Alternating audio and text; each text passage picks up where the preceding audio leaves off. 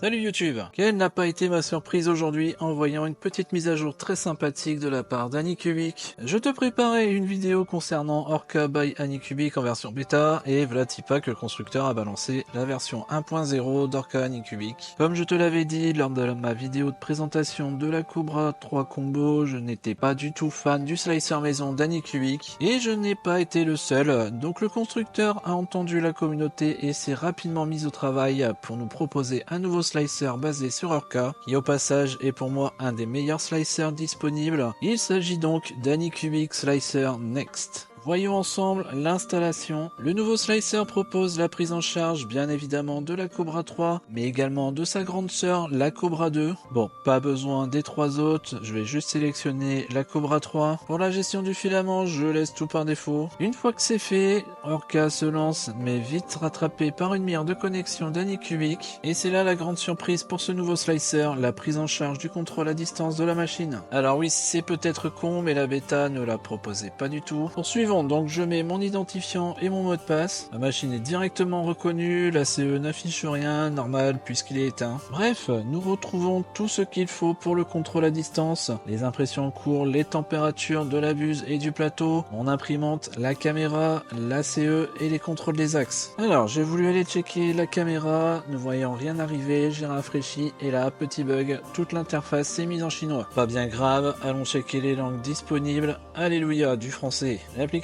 demande de la relancer, pas de problème. Au redémarrage, interface du slicer en français, youpi. Allons voir dans la fenêtre de l'imprimante, moitié français, moitié anglais, dommage, mais rien de bloquant en soi. Pour l'installation de la version 1 d'Orca, version Anycubic, a viré tout mon paramétrage. Autant te le dire, je ne vais pas rentrer dans les détails du slicer. Pour le coup, je vais juste lancer une impression d'un UEForge et voir le résultat avec la quasi-totalité des paramètres par défaut sur ce slicer. Alors oui, un UEForge ne sera pas très parlant, je le conçois, mais faut un début à tout. Je procéderai à de nouveaux tests d'impression avec cette nouvelle version de Orca Anycubic.